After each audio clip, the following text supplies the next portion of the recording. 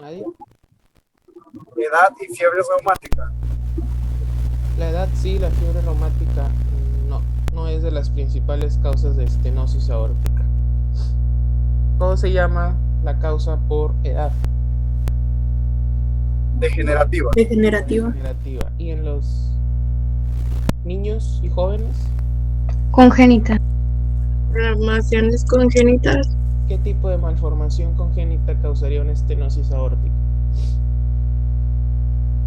Ductus persistente. No. Esa es una malformación Bicúspide y cupis. bicúspide.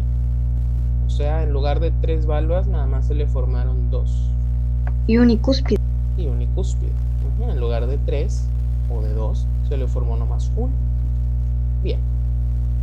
Bueno, vamos a empezar a hablar de valvulopatía aórtica y la próxima clase terminamos con mitral. Las valvulopatías aórticas son dos, una estenosis de la válvula aórtica o una insuficiencia.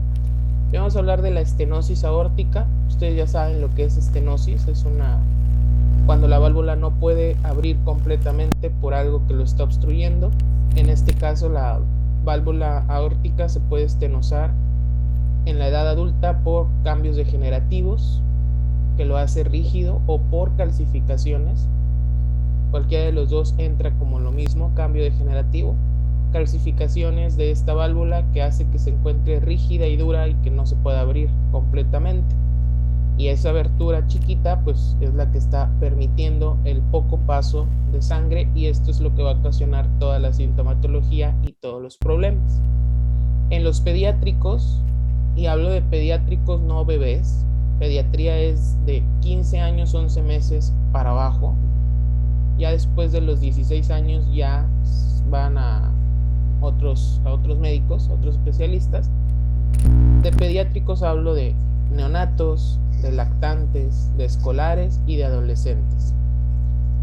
Aquí varía la causa dependiendo de la edad.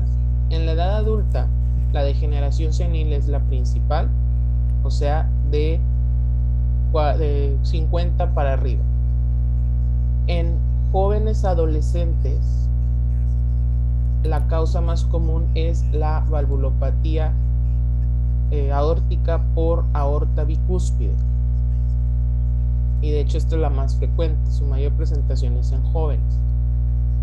Es una malformación congénita que no se manifiesta en los primeros años de vida y se puede manifestar hasta después de los 12.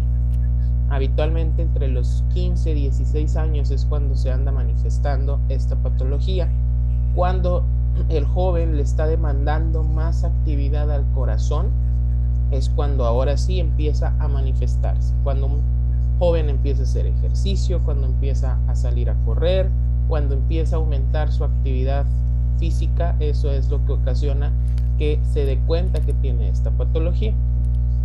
Se llama aorta bicúspide porque en lugar de 3 valvas que se formaron, nada más se formaron 2. Entonces la apertura está más limitada. Y en niños de 5 años para abajo se encuentra una malformación congénita que afecta a la aorta, a la válvula aórtica, que se llama aorta unicúspide. O sea, nada más se formó una sola valva y todo lo demás es tejido fibroso. Entonces, pues por consiguiente no se va a abrir, y lo poquito que se abre no va a bastar para pasar la sangre. Entonces ahí sí se va a manifestar en lactantes o inclusive algunos en neonatos, pero más en la edad de lactantes. Son niños que están corriendo como todo niño y se cansan, les falta el aire, empiezan a tener problemas de desmayos, etc. ¿Por qué? Porque ya en la edad, a partir de los terribles 2, entonces ya los niños ya están con mayor actividad, ya se la pasan corriendo para todos lados. Es ahí cuando empieza a manifestarse esta malformación. Niños que de la nada se desmayaron y resulta que pues tienen un problema de una válvula unicúspide. Y hay otros tipos de estenosis aórtica. La estenosis aórtica clásica pues es la que afecta directamente a la válvula, pero hay otros dos subtipos de estenosis aórtica que la válvula está íntegra, pero hay algo que está produciendo que pues haya una detención en el flujo a través de la válvula. Existe la estenosis supravalvular aórtica y la estenosis subvalvular aórtica. La estenosis supravalvular aórtica es cuando hay un problema directo en la primera porción de la aorta, o sea, en la aorta ascendente, en donde existe, por ejemplo, una placa de ateroma muy grande o alguna placa de displasia fibromuscular que hace que esta parte de aquí del flujo se encuentre detenido. La válvula sí abre, pero es como si no abriera, porque pues hay algo después de ella que está impidiendo el flujo. Entonces va a suceder lo mismo que cualquier estenosis aórtica.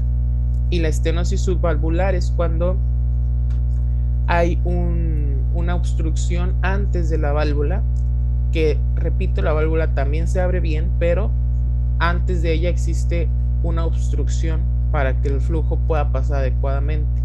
Puede ser un aneurisma del seno del valsalva, es el causa más común, etc.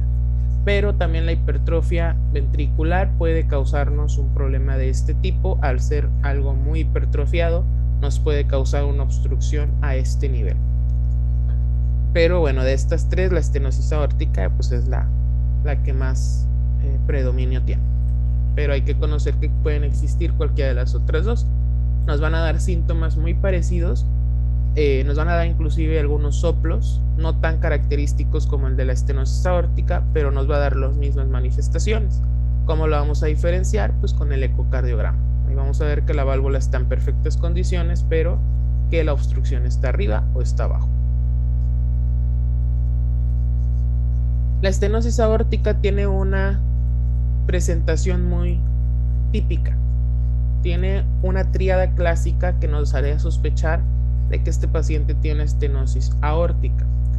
Jóvenes o adultos arriba de 50 años que lleguen a tener angina de pecho, o sea, dolor precordial, acompañado de síncope y disnea, todo esto, estos tres relacionados a un esfuerzo físico, es una estenosis aórtica. ¿Por qué se produce la angina en un paciente con estenosis aórtica cuando está haciendo ejercicio? Porque cuando la persona empieza a hacer ejercicio y empieza a demandar más actividad, más gasto cardíaco a nuestro corazón, empieza obviamente a trabajar de más. Como la válvula está estenosada, no puede satisfacer esas necesidades del cuerpo y el corazón requiere seguir y seguir trabajando para aumentar estas demandas del corazón. Entonces, el paciente se va a cansar más rápido.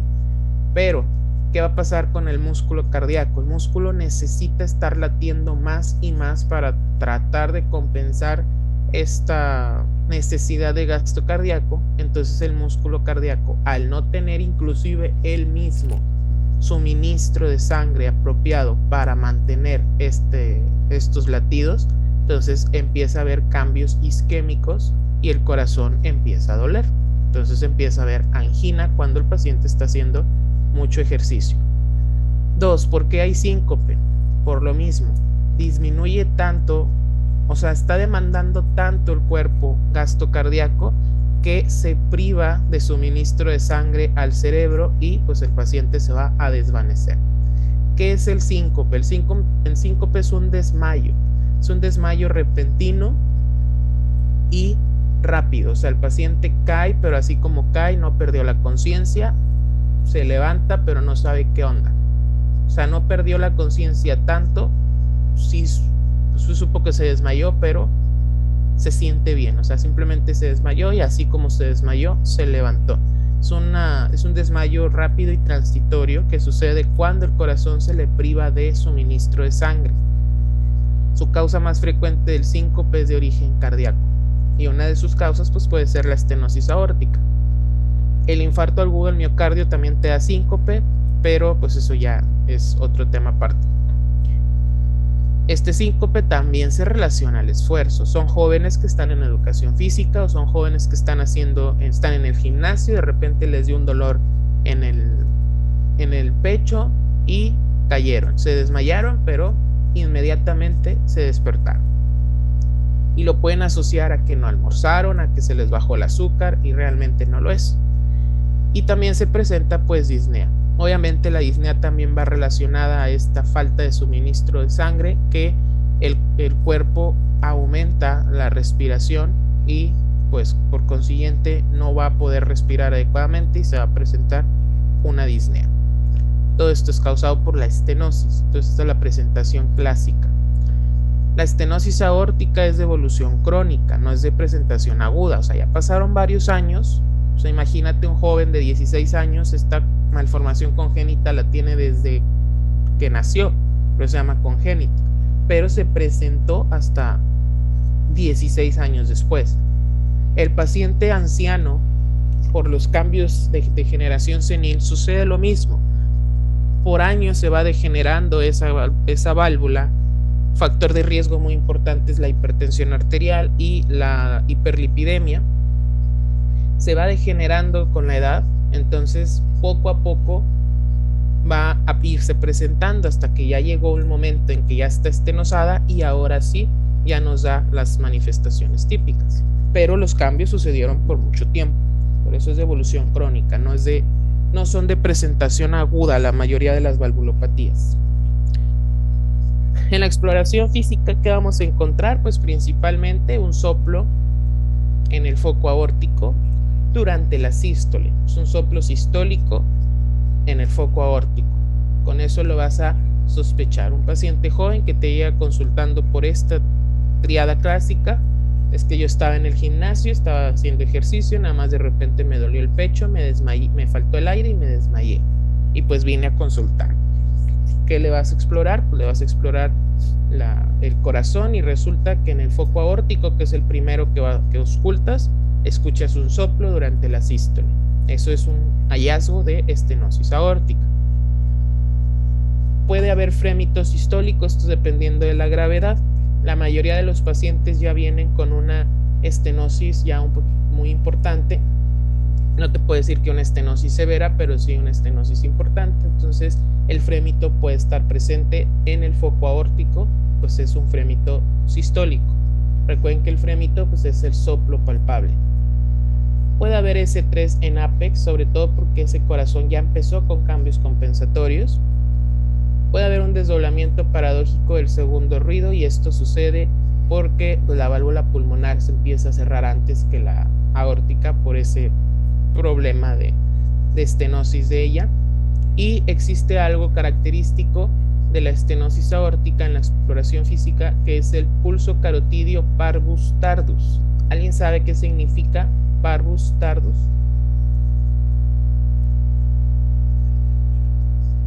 El pulso carotidio parvus tardus es un pulso que cuando tú estás auscultando el latido cardíaco, sobre todo en el foco aórtico, y estás palpando la carótida, escuchas primero la contracción, o sea, escuchas primero el ruido cardíaco 1 que te manifiesta al inicio de la sístole, y no palpas pulso. El pulso viene hasta milisegundos después de haber escuchado el ruido. En un paciente normal, ustedes auscultan y escuchan el latido cardíaco y están palpando un pulso, coincide el latido con el pulso. Eso es algo normal.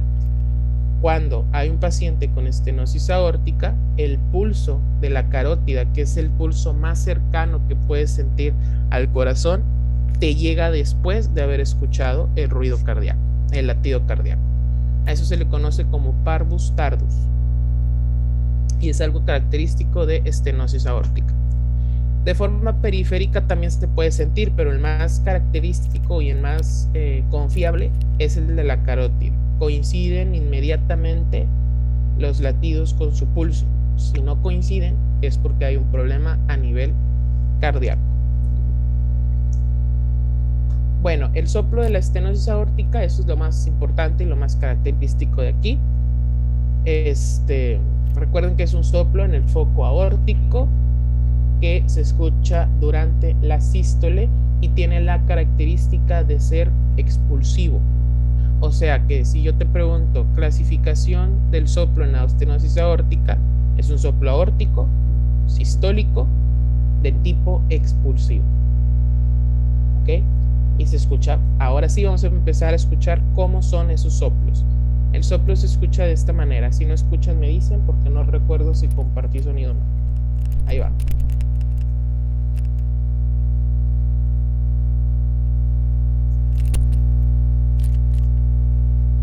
No se escucha, Doc. No se escucha. Díganme 3 horas después, ya acabó el audio.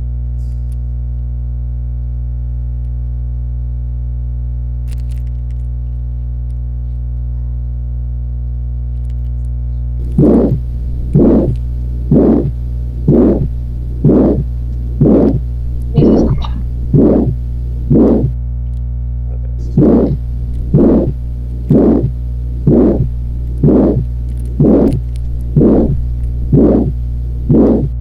¿Dónde se escucha esto? En el foco aórtico.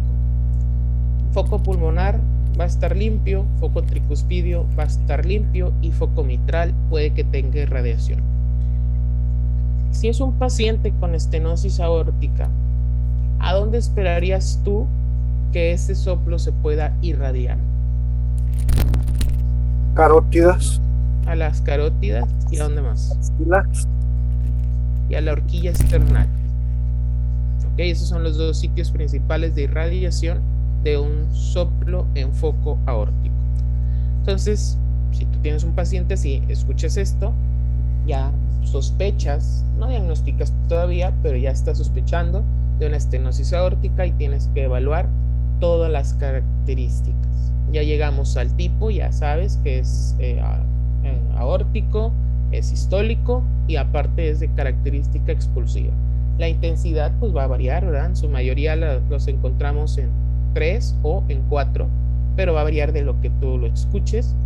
Y la irradiación, pues repito, a carótidas o a horquilla external, e incluso se puede irradiar al foco mitral debido a que están en la misma cavidad. No es algo normal, pero se puede irradiar.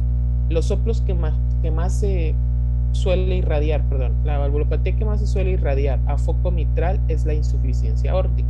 La estenosis no se suele irradiar a foco mitral, pero puede estar presente.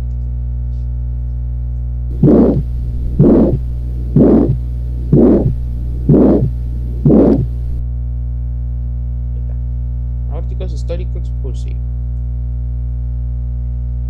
¿Qué cambios fisiopatológicos habrá en el corazón de un paciente con estenosis aórtica? ¿Cómo se va a compensar la estenosis aórtica? Hipertrofiándose, ¿no? ¿Perdón? Hipertrofiándose. No te entendí. Hipertrofiándose. ¿Qué se va a hipertrofiar? El ventrículo izquierdo.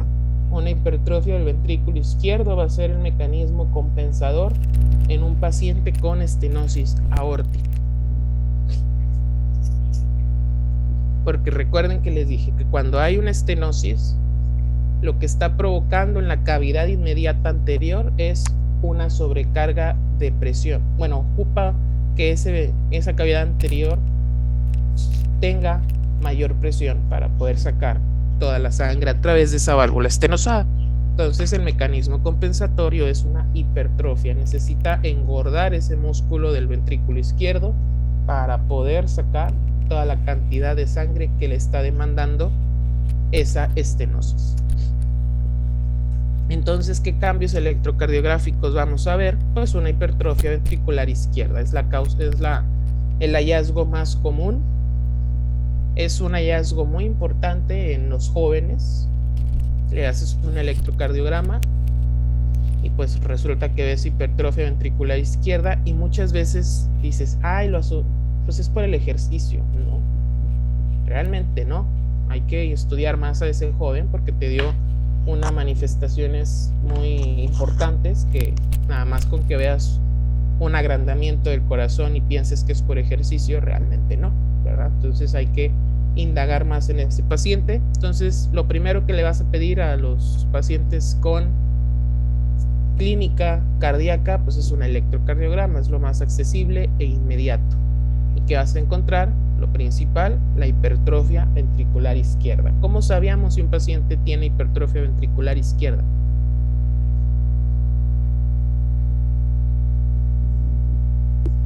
La onda T está más elevada, doctor. No, la onda T no. El complejo QRS creo que es más amplio y más estrecho. El complejo ¿En el índice de QRS. Sokolov? ¿Qué es el índice de Sokolov? Ya se los enseñé. Cuando se mide cuando se mide en B1 o B2, la profundidad de la onda S, y en B5 y B6, la altura de la onda R. Si da mayor a 33, entonces hay un problema. 35.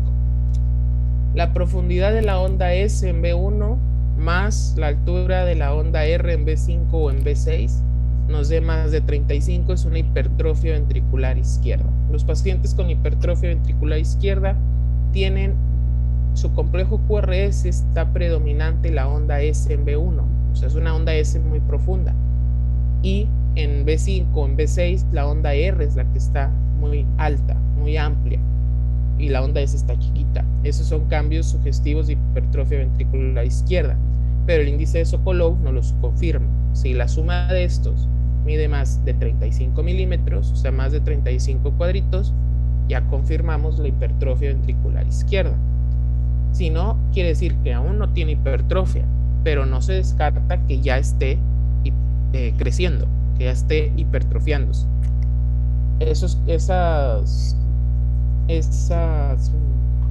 ondas S profundas y ondas R alta no son normales encontrarlas, entonces es muy importante tenerle vigilancia y precaución, sobre todo en pacientes con este tipo de patologías y con hipertensión arterial.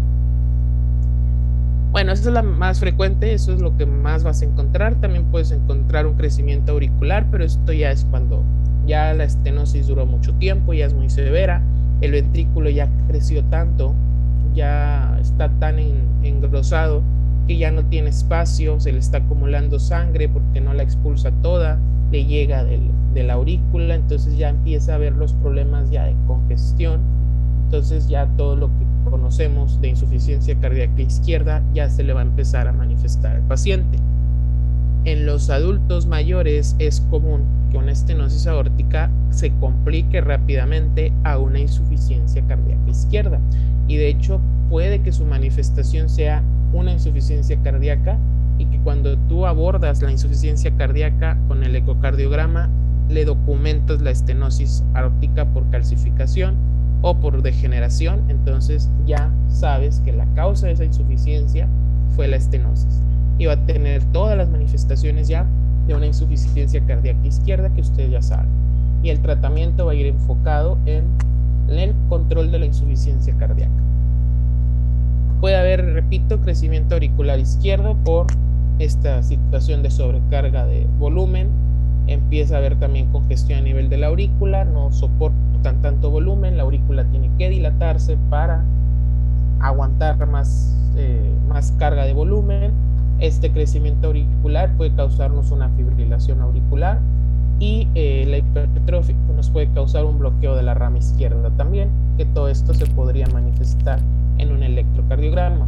Crecimiento auricular izquierdo, o más bien el crecimiento auricular de cualquiera de los dos, se manifiesta con ondas P muy altas, muy prominentes, debido a que pues ocupan una mayor diseminación del potencial de acción generado en el nódulo sinusal para poder causar la despolarización completa de esa aurícula grande. Por esto la onda P crece y se hace de mayor tiempo, se prolonga más. Bueno, el diagnóstico definitivo de una estenosis aórtica es por un ecocardiograma. Aquí en este video de arriba se encuentra una válvula normal que parece un pescadito, donde se abren las tres válvulas de manera completa, de manera normal, y acá tenemos una aorta bivalva. No tiene el diámetro igual que el del corazón normal, sin embargo es compatible con la vida. Lo único que va a pasar es que cuando le exiges demasiado ese corazón es cuando va a empezar los problemas, pero todo lo demás va a ser compatible.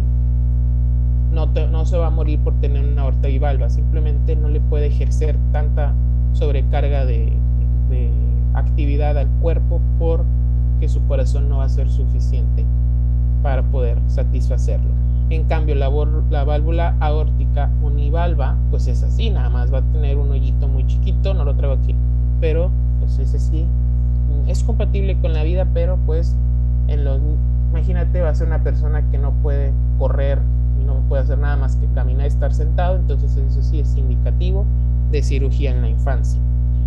Y este de acá, pues es una válvula estenosada por calcificaciones o inclusive por depósito de vegetaciones, pero no es el sitio más común de afectación de fiebre reumática. Esa es la mitral. Sin embargo, aquí pues ni siquiera se ve que se abra, o sea, no se ve como en estas dos que se está abriendo. Este es el anillo valvular y aquí están las tres valvas y realmente pues ni se ve nada que se quiera abrir. Es una válvula estenosada y este es un paciente anciano, ya sea por calcificaciones o porque de plano ya está muy degenerada esa válvula. Entonces el diagnóstico definitivo de estenosis aórtica, recuerden, es en un ecocardiograma y de hecho es de todas las valvulopatías. Si yo te pregunto, ¿cuál sería el estudio que tú pedirías para hacer el diagnóstico definitivo de la valvulopatía de este paciente? Es un ecocardiograma en todas las valvulopatías.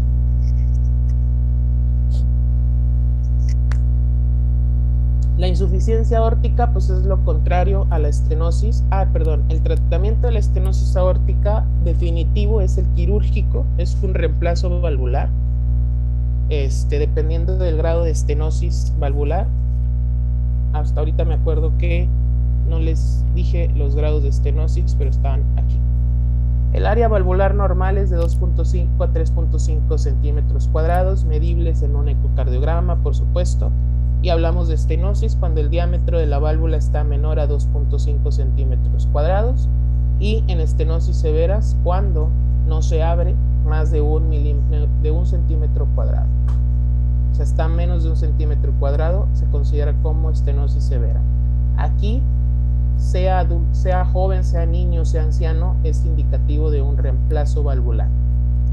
Y el reemplazo valvular es un reemplazo con una válvula ya sea formada por biológico o mecánica. Se hace un reemplazo valvular y se coloca una válvula buena y ya va a empezar a abrir y cerrar. Obviamente eso lo hace el cirujano cardiotorácico. Y el tratamiento médico va enfocado en la insuficiencia cardíaca, en prevenir una insuficiencia cardíaca o en controlar la insuficiencia cardíaca. Esos son el tratamiento básico e importante de una estenosis aórtica.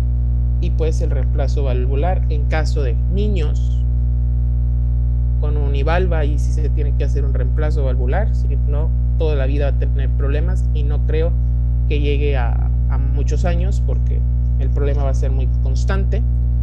Y en adultos mayores que no tengan riesgo cardiovascular, por supuesto, que tengan una estenosis severa, entonces es indicativo de reemplazo. El cateterismo cardíaco también es de mucha ayuda porque se mete un catéter con un balón y se dilata la válvula. Se llega a la válvula, se infla el balón y se dilata, entonces eso es algo transitorio que ayuda mucho al paciente, sobre todo aquel anciano que tiene riesgo muy alto cardiovascular, que no se puede reemplazar. Con un cateterismo se infla un baloncito, se dilata esa válvula y se estudia de manera constante para ver si no está reincidiendo la estenosis a algo más severo, y si eso sucede, pues bueno, ya el reemplazo sería la última opción. La insuficiencia aórtica, vamos a conectar, por favor.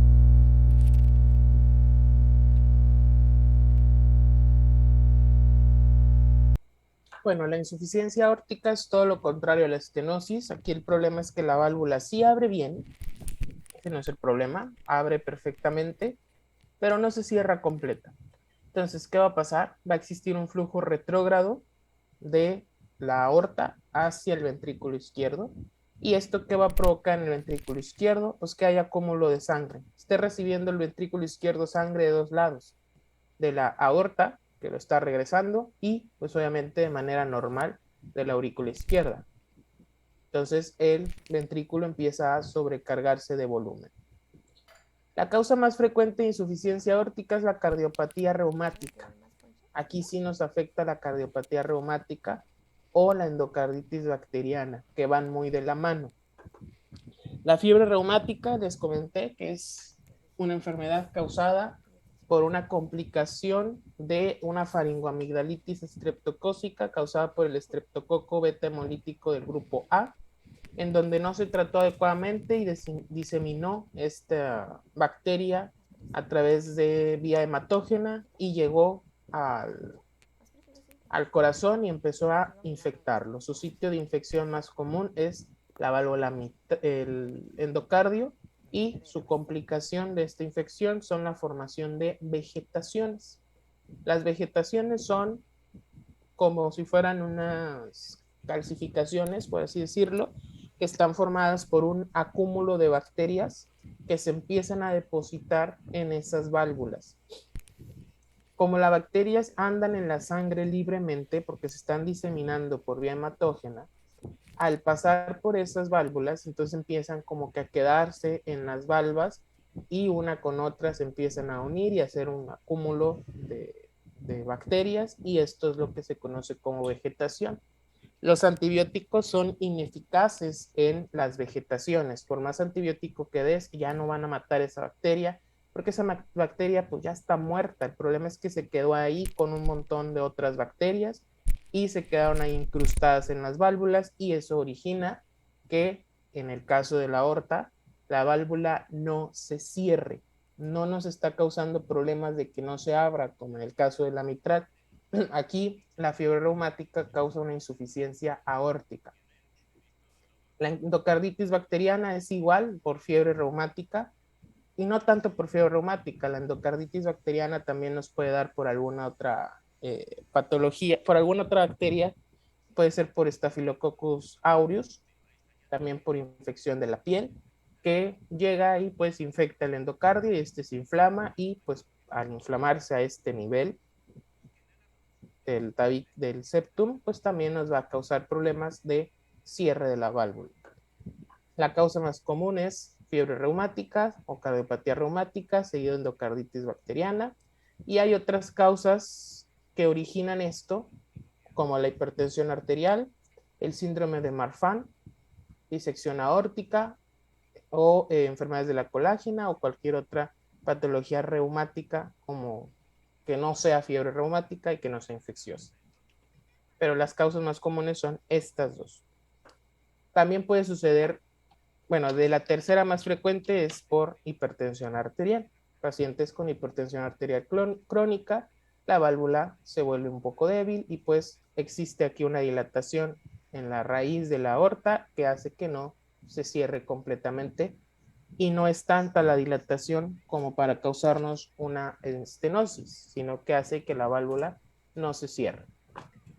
Al aumentar el volumen de sangre de aquí, pues el corazón en primera instancia pues tiene que dilatarse, tiene que crecer, no engordar, sino dilatarse para guardar la mayor cantidad de sangre posible, pero al dilatarse pues la pared va a estar, no se adelgaza, sino que pues, no va a ser compatible para tanta sobrecarga de volumen, entonces al final de cuentas también va a tener que crecer para sacar todo eso. Entonces puede haber primero hay una dilatación que se manifiesta en una radiografía con cardiomegalia, y ya después hay una hipertrofia del ventrículo debido a que hay tanto espacio, hay tanta sangre almacenada que el corazón no la puede sacar y necesita mayor fuerza. Entonces, este aumento de volumen provoca una sobrecarga de volumen que se compensa dilatando el ventrículo, pero esta dilatación y sobrecarga de volumen también al final de cuentas se va a tener que compensar con una hipertrofia del ventrículo para sacar toda esta sangre que está acumulando. El cuadro clínico es distinto al de un paciente con estenosis. también es una evolución crónica, pero este sí se presenta de forma aguda. No quiere decir que estabas ayer bien y de repente se te hizo insuficiente tu válvula y por eso se te presenta. No, ya tenías muchos años con esa patología ya establecida, pero no se presenta hasta que causa problemas agudos. ¿Y cuál es el problema agudo que causa? Pues un edema agudo de pulmón. O sea, se manifiesta como con una insuficiencia cardíaca descompensada. Los síntomas que te puede dar de sospecha son cualquier síntoma de un paciente con insuficiencia cardíaca, porque lo que está viendo el problema en estos pacientes es sobrecarga de volumen. Entonces, existe congestión pulmonar y se va a manifestar como cualquier insuficiencia cardíaca. Disnea relacionada al esfuerzo, puede haber ortopnea, puede haber disnea paroxística nocturna. La angina no es frecuente porque sí está saliendo sangre, pero se está regresando. Entonces la angina no es frecuente, no va a haber síncope, no se va a presentar estas dos características como la estenosis aórtica. Lo más clásico es una disnea relacionada al esfuerzo y todos los síntomas de una insuficiencia cardíaca. Van a pensar que es insuficiencia cardíaca o no le van a prestar atención hasta que ya desarrolla un edema agudo de pulmón y resulta que es por insuficiencia de la válvula aórtica. ¿Qué soplo nos da esta patología? Pues es un soplo que sucede en la diástole, es un soplo aórtico diastólico, pero preferentemente protodiastólico. O sea, en la primera parte de la diástole es donde se escucha. Al momento que se contrae el corazón, pues la válvula está abierta, entonces sale el flujo normal. En la sístole no hay ruido, el S1 está limpio, la sístole está limpia, pero al momento que empieza la diástole, o sea, que se manifiesta el segundo ruido y que comienza a relajarse y a llenarse ese ventrículo en la diástole, es cuando se empieza a auscultar el soplo en el foco aórtico, porque es cuando empieza a regresar ante una válvula que estaba cerrada.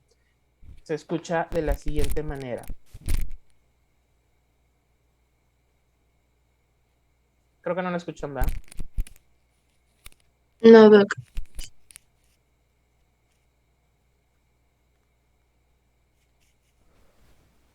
Ahí va.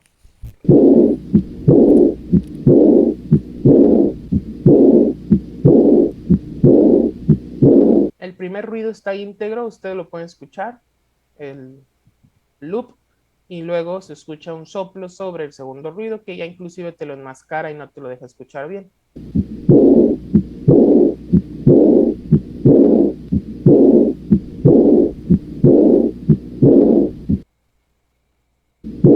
La característica de este soplo es la siguiente: soplo aórtico, diastólico, o más bien protodiastólico, decreciente, porque se escucha muy intenso al principio y después ya desaparece. Su mayor intensidad es cuando lo empieces a escuchar, por eso se llama decreciente. Los crecientes son aquellos que se escuchan suavecitos y luego al final se intensifican. Este es un decreciente, esta es la característica de este soplo. Lo puedes escuchar en el foco aórtico y en el aórtico accesorio también lo vas a escuchar. Y este no se te va a irradiar a carótidas ni a horquilla external. No son las irradiaciones más frecuentes porque es un soplo regurgitante. Se escucha para atrás, no se irradia hacia enfrente, hacia adelante. Se puede irradiar a foco mitral o al ápex cardíaco. La intensidad es variable. Cuando la insuficiencia aórtica es severa, nos van a presentar dos soplos. Se va a presentar uno normal de la insuficiencia aórtica, se va a auscultar un protodiastólico, pero también vamos a encontrar otro diastólico, porque cuando la insuficiencia es tan severa, se abre la válvula y no cierra, o sea, se queda casi completamente abierta, entonces expulsó y regresa y no termina de regresar la sangre cuando el ventrículo ya otra vez está contrayéndose. Entonces esa contracción hace que esas choquen y que se genere también un ruido, un soplo durante la sístole. Es un soplo que no lo debemos de considerar continuo porque pues sí se escuchan limitado o se escuchan los dos soplos de forma distinta.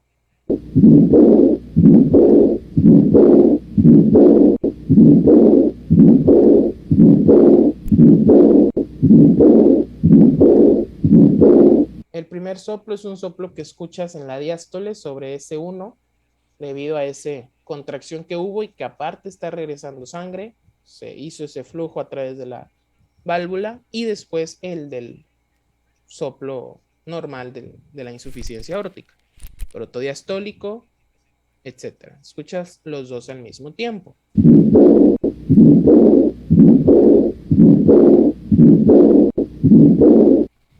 La situación aquí de la insuficiencia aórtica es que es tan compleja que cuando existe una insuficiencia aórtica severa, no solamente vamos a tener problemas a nivel de la válvula aórtica, sino que también nos va a dar un problemita a nivel de la válvula mitral. 2 minutos y acabo. Cuando es tanto el flujo que está regresando de la aorta hacia el ventrículo, al momento de que se va a abrir la válvula mitral, no me permite que mi valva anterior de la válvula mitral se abra por completo. Tanto flujo hace que mi valva al momento de abrirse me rebote y se me regrese porque está regresando tanta sangre de la aorta y esto me va a dar una pseudoestenosis mitral. Se me va a complicar con una pseudoestenosis mitral. La válvula mitral está formada por dos valvas, una anterior y una posterior. La valva posterior se va a abrir completa, pero la valva anterior va a tener una especie de aleteo en el ecocardiograma en donde se abre, pero choca con el flujo que viene proveniente de la aorta por esa insuficiencia aórtica severa. Entonces, al abrir, se me va a regresar y no me va a permitir que salga completa la circulación de la aurícula hacia el ventrículo. Por eso se conoce como pseudoestenosis mitral. ¿Cómo vamos a saber que existe esta pseudoestenosis mitral? Pues bueno, con el ecocardiograma, pero con la auscultación. En la insuficiencia aórtica puedes escuchar 3 soplos. El habitual, que es el protodiastólico de una insuficiencia aórtica leve, moderada. Este tipo de soplo que acabamos de escuchar, que es en el severa, o sea, soplo sistólico y diastólico. Pero en la insuficiencia aórtica severa también vamos a escuchar otro soplo que se conoce como soplo de Austin Flint. El soplo de Austin Flint es causado por una pseudoestenosis de la válvula mitral originada por una insuficiencia aórtica severa. Y es un soplo que encontramos durante la diástole, pero no en el foco aórtico ni en el foco aórtico accesorio, sino en el foco aórtico, en el foco mitral. O sea, tienes un paciente con insuficiencia cardíaca severa, escuchas el soplo habitual de insuficiencia cardíaca, de insuficiencia aórtica severa en foco aórtico y auscultas el mitral y escuchas un soplo en la diástole de forma retumbante. A ese se le conoce como soplo de Austin Flint. Si tú lo escuchas, repito, en un paciente con insuficiencia aórtica, escuchas soplos en 2 focos, es algo ya grave, es una insuficiencia severa. Se escucha así, ya para terminar.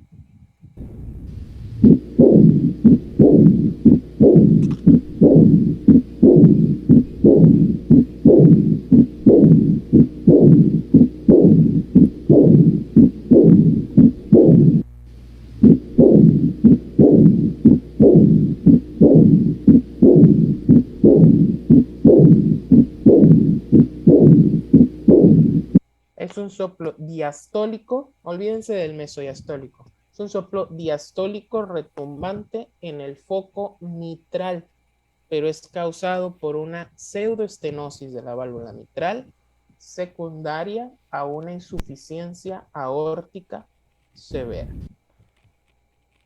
Ahí le dejamos. ¿Dudas, preguntas hasta aquí?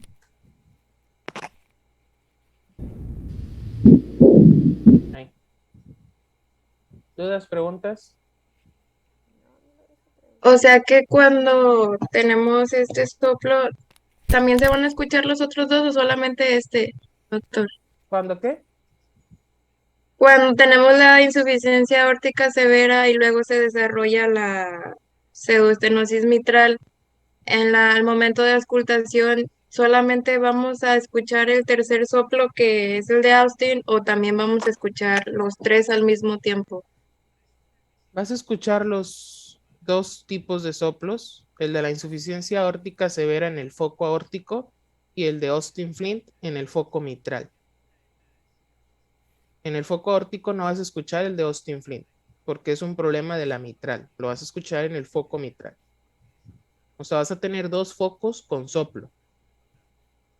¿Ok? Pero esa en el mismo paciente. Ah, ok, gracias. ¿Alguna otra duda? ¿No? Bueno, nos vemos la próxima clase con valvulopatía mitral y creo que ese tiempo me faltan poquitas.